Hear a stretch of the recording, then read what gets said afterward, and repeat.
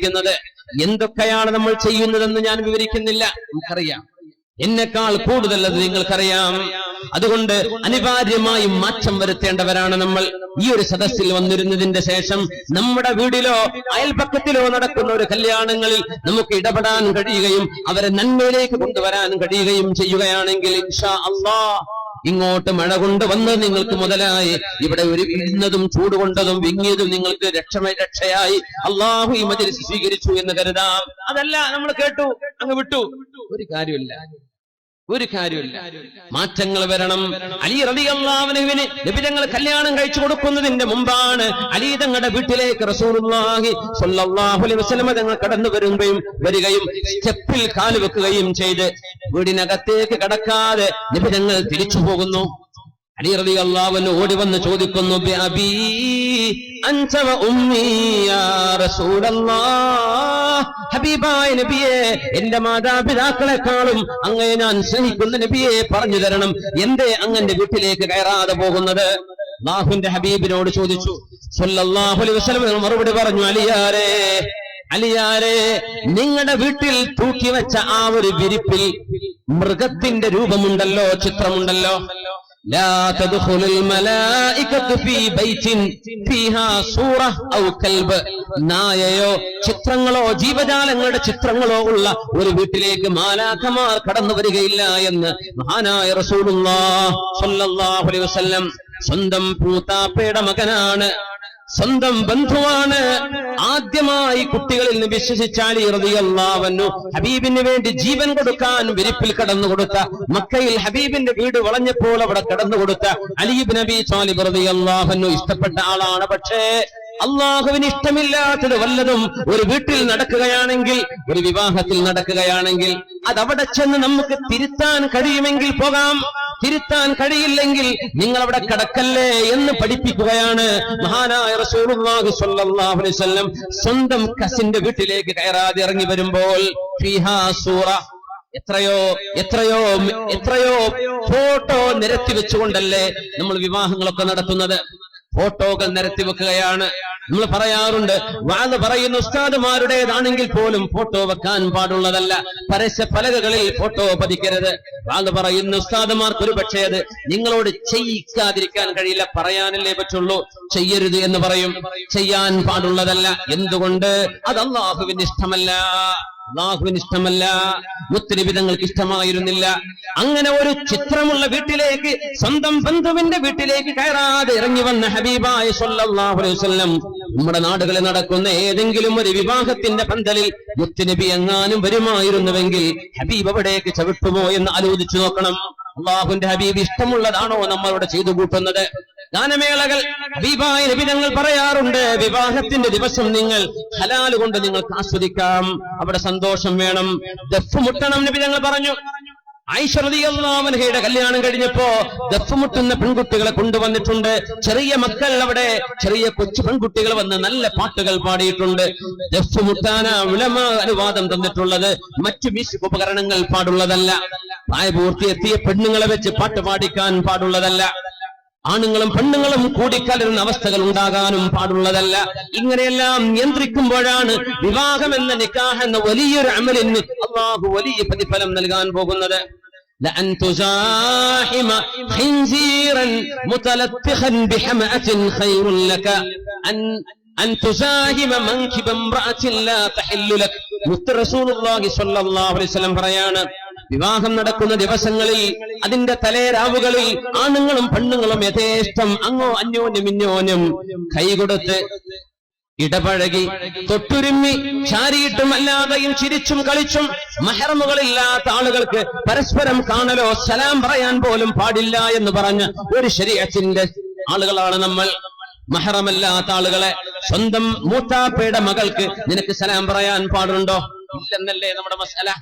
അത് പറഞ്ഞാരെങ്കിലും കേൾക്കുന്നുണ്ടോ? ഇപ്പോ സ്വന്തം അമ്മാവന്റെ മക്കളാവാം, സ്വന്തം മൂത്താമ്മയുടെ മക്കളാവാം, എളാപ്പ മൂത്താപ്പമാരുടെ മക്കളാവാം, അന്യരായ സ്ത്രീ പുരുഷന്മാരാണ് പ്രായപൂർത്തി എത്തിക്കഴിഞ്ഞാൽ അവരൊക്കെ സലാം പറഞ്ഞ് കൈ കൊടുക്കുന്നവർ വരെ കാണാം, ഹറാമാണ്.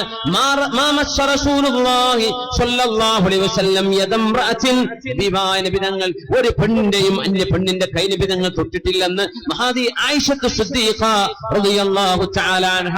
പിന്നെ എങ്ങനെയാ ഫോട്ടോഗ്രാഫറെ നമ്മൾ ഉള്ളിലേക്ക് വിടുന്നത്? ഫോട്ടോഗ്രാഫർ അന്യ ആളാണ്. ഒരു കല്യാണത്തിന്റെ മെമ്മറി സൂക്ഷിക്കാൻ വേണ്ടി വലിയൊരു പാതകം ചെയ്യണോ? കല്യാണത്തിന്റെ മെമ്മറിയേക്കാൾ നിസ്സാരമാണോ അള്ളാഹുവിന്റെ നിയമം കാറ്റിൽ പറത്തുന്നത്? അത് മുസ്ലിം അമുസ്ലിം ആവാം. പെണ്ണുങ്ങൾക്കിടയിലൂടെ ഒരു പുതിയ പെണ്ണിനെ ഇരുത്തിയിട്ടും കടത്തിയിട്ടും നടത്തിയിട്ടും ഓടിച്ചിട്ടും പല രീതിയിൽ വിവാഹത്തിനുമായി ബന്ധപ്പെട്ട് വീഡിയോകൾ എടുത്തുകൊണ്ട് അന്യ പുരുഷന്മാരെ വീടുകളുടെ ഉള്ളിലേക്ക് കടത്തിവിടാൻ ലൈസൻസ് കൊടുക്കുന്ന വീട്ടുകാർ ആലോചിക്കണമേ. കടുത്ത പാതകമാണ് നമ്മൾ ആ ചെയ്തുകൊണ്ടിരിക്കുന്നത്. അതുകൊണ്ടൊന്നും അള്ളാഹുവിന്റെ സഹായം അവിടേക്ക് വരികയില്ല. അല്ലാഹു സുബ്ഹാനഹു വ തആല അന അഹദുശ് ശരീകൈനി മാ ലം യഖൂനാ. രണ്ടാളുകൾ ജീവിതത്തിലേക്ക് പ്രവേശിക്കുമ്പോൾ, രണ്ടാളുകൾ കൂട്ടുകച്ചവടം ചെയ്യുമ്പോൾ, രണ്ടാളുകൾ പാർട്ട്ണർമാരായി ജീവിക്കുമ്പോൾ ഞാൻ അവരോടൊപ്പം മൂന്നാമനായി അവരുടെ കൂടെയുണ്ട്. മാലം യഖൂന, അതിലേതെങ്കിലും ഒരാൾ അള്ളാഹുവിന്റെ നിയമം കാറ്റിൽ പറത്താത്ത കാലത്തോളം, ഏതെങ്കിലും ഒരാൾ അള്ളാഹുവിന്റെ നിയമം ലംഘിക്കുകയാണെങ്കിൽ അള്ളാഹുവിന്റെ സഹായം അവിടെ നിന്ന് എടുത്തുകൊണ്ടുപോകുമെന്ന് മഹാനായ റസൂലുള്ളാഹി സ്വല്ലല്ലാഹു അലൈഹി വസല്ലം. അതുകൊണ്ട് മുഅ്മിനീങ്ങളെ വളരെ ഗുരുതരമാണ്. ഹബീബായ തങ്ങൾ പറഞ്ഞു, ഇയ്യാകും വദ്ദുഖൂല അലൻ നിസാ. നിങ്ങൾ പെണ്ണുങ്ങളുടെ അരികത്തേക്ക് കടന്നു ചെല്ലല്ലേ, പെണ്ണുങ്ങളുടെ ഇടയിലേക്ക് ഇറങ്ങി ചെല്ലരുത്. അവർ ചോദിച്ചു, നബിയേ അറഅയ്തൽ ഹംവ, കല്യാണം നടക്കുമ്പോ സ്വന്തം ജേഷ്ഠന്റെ ഭാര്യയുടെ അരികത്തേക്ക് പ്രായപൂർത്തിയെത്തിയ അനുജന് പോകുന്നതിന് കുഴപ്പമുണ്ടോ നബിയേ? പുതിയാപ്പിളുടെ അനുജനല്ലേ, പുതിയാപ്പിളുടെ ജ്യേഷ്ഠനല്ലേ? വിഭാഗങ്ങൾ കൊടുത്ത മറുപടി എന്താണ്? സ്വന്തം ഭർത്താവിന്റെ അനുജനോടുള്ള സമീപനം ഇങ്ങനെയാണെങ്കിൽ അന്യരോടുള്ള സമീപനം എങ്ങനെയെന്ന് നമ്മൾ മനസ്സിലാക്കാൻ വേണ്ടി ദീപിന്റെ മറുപടി നമ്മുടെ മുതഅല്ലിമീങ്ങളൊക്കെ പഠിക്കുന്ന ഹദീസാണത്. അൽ ഹംവു അൽ മൗത്ത്, അൽ ഹംവു അൽ മൗത്ത്, മരണം പോലെ ഗുരുതരമായി കാണണം നിങ്ങൾ ഭർത്താവിന്റെ സഹോദരന്മാരെ കാണേണ്ടത്. മരണമാണ്, നാശമാണ് എന്ന് പറഞ്ഞിട്ടുണ്ട് മഹാനായ റസൂലുള്ളാഹി സ്വല്ലല്ലാഹു അലൈഹി വസല്ലം. അവർക്ക് പോലും അങ്ങനെ ഇടപഴകാൻ പാടില്ല എന്ന് പറയുകയാണെങ്കിൽ എത്രത്തോളം നിയന്ത്രണങ്ങൾ നമ്മുടെ വിവാഹ സദ്യകളിൽ വേണം, വിവാഹ സദസ്സുകളിൽ വേണ്ടതാണ്. ഹറാമുകൾ ഒഴിവാക്കി അള്ളാഹുവിന്റെ പുണ്യത്തിലായി ജീവിക്കേണ്ടവരല്ലയോ നമ്മൾ? അലി റളിയല്ലാഹു തആല അൻഹു ആ വിവാഹ ജീവിതം ആരംഭിച്ചിട്ട് ഹബീബായ റസൂലുള്ളാഹി സ്വല്ലല്ലാഹു അലൈഹി വസല്ലം സുബ്ഹി നിസ്കാരം കഴിഞ്ഞാൽ, സുബ്ഹി നിസ്കാരത്തിന് പോകുന്ന പോക്കിൽ തന്നെ അലിയാടെ വാതിൽക്കൽ വന്ന് മുട്ടിക്കൊണ്ട് പറയും, യാ അലിയു, അലിയേ, യാ ഫാത്തിമ, ഫാത്തിമ ഖൂമാ ഫസല്ലിയാ വലൗ റകഅതൈനി ഖബ്ല അൽ ഫജ്ർ. ഫാത്തിമ, അലിയേ, സുബ്ഹിക്ക് മുമ്പ് 2 റകഅത്തെങ്കിലും നിങ്ങൾ നിസ്കരിച്ചേക്കണമേ എന്ന് സ്വന്തം മരുമകനോട്, സ്വന്തം മോളോട് പറയാറുണ്ട് റസൂലുള്ളാഹി സ്വല്ലല്ലാഹു അലൈഹി വസല്ലം. കല്യാണം കഴിഞ്ഞാൽ തീർന്നു, അങ്ങനെ പറയാം. കല്യാണം കഴിഞ്ഞാൽ അവരായി, അവരുടെ പാടായി. ഞാൻ കൊടുത്തു, കൊടുക്കാനുള്ളത് കൊടുത്തു, ഇഷ്ടംപോലെ സ്വത്ത് കൊടുത്തു, കാറ് കൊടുത്തു, അത് കൊടുത്തു, ഇത് കൊടുത്തു, ഇനി എനിക്ക് ബാധ്യതയില്ലെന്ന് പറയുന്ന പെണ്ണിന്റെ വാപ്പമാർ ആലോചിക്കണം. അഷ്റഫുൽ ഖൽഖ് സ്വല്ലല്ലാഹു അലൈഹി വസല്ലം തങ്ങൾ പ്രശ്നങ്ങളിൽ ഇടപെട്ടിട്ടുണ്ട്. കലാപങ്ങൾ ഉണ്ടാവരുത്, പരസ്പരം പഴിചാരുന്ന അവസ്ഥകൾ ഉണ്ടാകരുത്. ഫാത്തിമ ബീവിയോട് എന്തോ ഒരു ചെറിയ കശപിശകുണ്ടായി. അലി റളിയല്ലാഹു തആല അൻഹു വീട്ടിൽ നിന്ന് ഇറങ്ങിപ്പോയപ്പോ ഹബീബായ ഞങ്ങൾ വന്ന് ചോദിച്ചു, മോളെ അലി എവിടെ, ഭർത്താവ് എവിടെ? നബിയെ, എന്നോട് പിണങ്ങിയിരിക്കുകയാണെന്ന്. എവിടെ അലി? അറിയില്ല നബിയെ, പള്ളിയിൽ കാണും നബിയെ, പള്ളിയിൽ കാണും. അതൊരു അത്ഭുത. എവിടെ കാണും? ക്ലബിൽ കാണും നമ്മൾ പറയാം അല്ലെ, ക്ലബിൽ ഉണ്ടാവുന്നു. ഫാത്തിമ ബീവിക്ക് ഉറപ്പാണ്, തന്നോട് പിണങ്ങിയാലും അള്ളാഹുവിനെ വിട്ട് കളിക്കുന്ന ആളല്ല എന്റെ ഭർത്താവെന്ന്. പിണങ്ങിപ്പോയ ഭർത്താവ് എവിടെയാണെന്ന് ചോദിക്കുമ്പോ പള്ളിയിൽ ഉണ്ടാകും നബിയെ. നബി തങ്ങൾ പള്ളിയിലേക്ക് പോകുന്ന ആരാണിത്? അമ്മോശനാണിത്.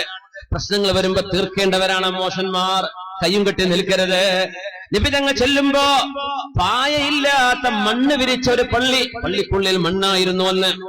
ആ ഒരു പള്ളിയിൽ, മസ്ജിദ് നബവിയിലല്ല, വേറെ അടുത്തുള്ള ഒരു പള്ളിയിൽ ഹബീബായ തങ്ങൾ അലിയാരെ തങ്ങി നോക്കുമ്പോൾ സ്വന്തം ഭാര്യയോട് എന്തോ ഒരു ചെറിയ സൗന്ദര്യപ്പിണക്കമുണ്ടായി. മണ്ണിൽ ഇങ്ങനെ മലർന്നു കിടന്ന് ഉറങ്ങുന്നു അലി റളിയല്ലാഹു അൻഹു. അല്ലാഹുവിന്റെ പള്ളിയിൽ നബി തങ്ങൾ ചെന്ന് ചോദിച്ചു, അലിയേ എന്ന് വിളിക്കേണ്ടതിന്റെ പകരം യാ അബാ തുറാബ്, യാ അബാ തുറാബ്, മണ്ണിൽ കിടക്കുന്ന എന്റെ പുതിയാപ്പിളെ. യാ റസൂലല്ലാഹ്, നബിയേ, അലിയെ ഒന്നടുത്തു വരണം. ആ ചുമലിൽ തലോടിക്കൊണ്ട് മുത്തുനബി തങ്ങൾ പറഞ്ഞു, അലിയെ, ഫാത്തിമയോട് വെറുപ്പ് തോന്നല്ലേ, അവളോട് പുറത്തു കൊടുക്കണേ, വീട്ടിലേക്ക് പോകണം അലിയെ, വെറുപ്പുണ്ടാവരുത്, പിണങ്ങരുത് അലിയെ എന്ന് തോളിൽ തട്ടി സ്നേഹത്തോടുകൂടെ പറഞ്ഞു കൊടുത്ത പെണ്ണിന്റെ ഉപ്പയാണ് മഹാനായ റസൂലുള്ളാഹി സ്വല്ലല്ലാഹു അലൈഹി വസല്ലം. അമ്മായിമ്മയുടെ കുറവുകൾ, ഭർത്താവിന്റെ വീട്ടിലെ കുഴപ്പങ്ങൾ, പെണ്ണേ നീ നിന്റെ വീട്ടിൽ പോയി പറയണ്ട, നിന്റെ വീട്ടിലെ കുഴപ്പം ഇവിടെയും പറയണ്ട. ഉമ്മമാര് പറഞ്ഞു കൊടുക്കണം, ഉപ്പമാര് പറഞ്ഞു കൊടുക്കണം, മക്കളെ വിവാഹം ചെയ്തു പോകുന്നത് അള്ളാഹു കൂട്ടിയോജിപ്പിക്കുന്ന ബന്ധമാണത്, മനുഷ്യർ ചെയ്യുന്ന ഇടപാടല്ല.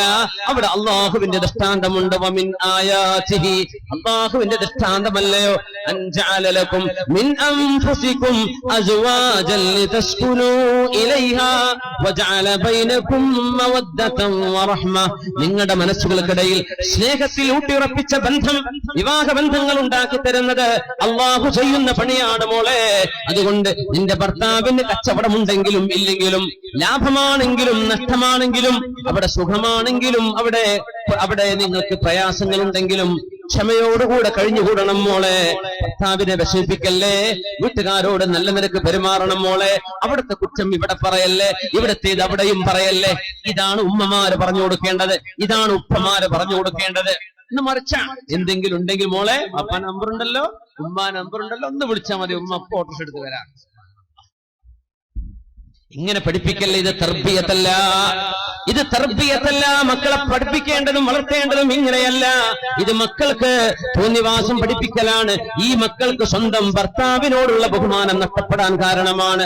ഹബീബായ നബി തങ്ങളല്ലേ പറഞ്ഞിട്ടുള്ളത്, സ്വഹീഹായ ഹദീസ്, മഹാനായ ഇമാം നസാഇ റളിയല്ലാഹു അൻഹു ഉദ്ധരിക്കുന്ന ഹദീസ്, ലൗ തഅലമുൽ മർഅതു ഹഖ്ഖ സിവാജ്, ഒരു ഭർത്താവിനോടുള്ള ബാധ്യത ഒരു പെണ്ണിന് മനസ്സിലാക്കാൻ കഴിയുമായിരുന്നുവെങ്കിൽ, ലം തഖഉദ് മാ ഹദറ ഖദാഉഹു വഅശാഉ ഹത്താ യഫറഗ മിൻഹു, ഭർത്താവ് ഉച്ചഭക്ഷണം കഴിക്കുകയോ രാത്രി ഭക്ഷണം കഴിക്കുകയോ ചെയ്യുമ്പോൾ ഭർത്താവ് ഭക്ഷണം കഴിച്ച് എഴുന്നേൽക്കുന്നവരെ ആ പെണ്ണിന് ഇരിക്കാൻ കഴിയുകയില്ല എന്ന് മഹാനായ റസൂലുള്ളാഹി സ്വല്ലല്ലാഹു അലൈഹി വസല്ലം.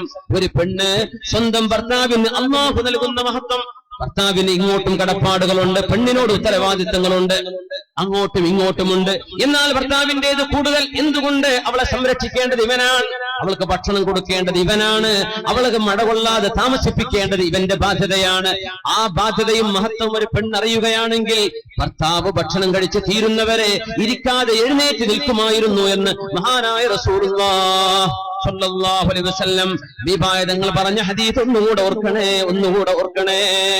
ലൗ അന്ന മിൻ ഖദമിഹി ഇലാ മഫറഖ് റഅസിഹി ഖർഹത്തുൻ തംബദിസു ബിൽ ഖൈഹി വസ്സുദീദ്, ഭർത്താവിന്റെ തലയിൽ നിന്ന് കാല് വരെ അഴുകിയ മുറിവുണ്ടാവുകയും ആ മുറിവിൽ നിന്ന് ഒലിച്ചു നീങ്ങുന്ന ചീഞ്ചലം പോലും തന്റെ നാവ് കൊണ്ട് വൃത്തിയാക്കെടുത്താൽ പോലും,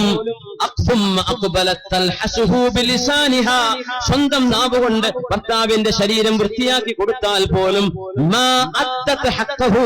ആ ഭർത്താവിനോടുള്ള ബാധ്യത വീടുന്നില്ല എന്ന് മഹാനായ റസൂലുള്ളാഹി സ്വല്ലല്ലാഹു അലൈഹി വസല്ലം തങ്ങൾ പറഞ്ഞത് ഇമാം അഹ്മദ് റളിയല്ലാഹു അൻഹു, ഇമാമുന നസാഇ റളിയല്ലാഹു അൻഹു ഉദ്ധരിച്ച സ്വഹീഹിൽ വന്ന സ്വഹീഹായ ഹദീസുകളാണിത്. അതുകൊണ്ട് ആ ഒരു കടപ്പാട്, ഭർത്താവിനോടുള്ള ബാധ്യത പെണ്ണിന്റെ ഉമ്മമാർ മനസ്സിലാക്കി കൊടുക്കണം. ഭർത്താവിനെ സംബന്ധിച്ചിടത്തോളം പെണ്ണുകാർ അവരെ നിരങ്ങേണ്ടവരല്ല, പെണ്ണിന്റെ വീട്ടുകാരെ നിസ്സാരമായി കാണേണ്ടവരല്ല, പെണ്ണിന്റെ വീട്ടുകാരെ അപമര്യാദയായി പെരുമാറേണ്ടവനല്ല. ഇവൻ പുതിയാപ്പിളയായത് ലോകത്ത് വല്ല സംഭവമൊന്നുമല്ല. ആണുങ്ങളെല്ലാം കല്യാണം കഴിക്കുന്നവരാണ്. കല്യാണം കഴിക്കുന്ന ആദ്യകാലം പുതിയാപ്പിള എന്ന് തന്നെ പറയാ. അതിന്റെ പേരിൽ അഹങ്കാരം നടിക്കുകയും ഈ വീട്ടുകാരൊക്കെ എനിക്ക് എന്തോ ഒരു ബഹുമാനം തരണം, എനിക്ക് എന്തൊക്കെയോ വേണം, ഞാൻ എന്തൊക്കെയോ അർഹിക്കുന്നു എന്ന ഭാവേന സ്വന്തം ഭാര്യ വീട്ടുകാരോട് അപമര്യാദയായി പെരുമാറാൻ പാടില്ല. ഹബീബായ നബി തങ്ങൾ പഠിപ്പിച്ച ഒരൊറ്റ സംഭവം കൂടെ പറയട്ടെ.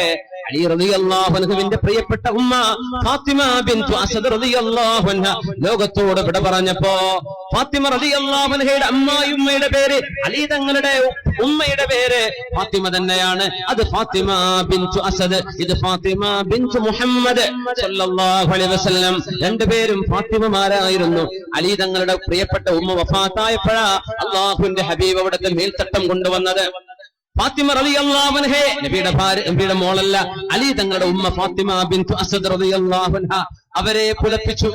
ജനാസ കർമ്മങ്ങൾക്ക് മുഴുവനും ഹബീബ് നേതൃത്വം കൊടുത്തു. എന്താണ് ബന്ധം? എന്റെ മോളിന്റെ ഭർത്താവിന്റെ ഉമ്മയല്ലയോ ഇത്?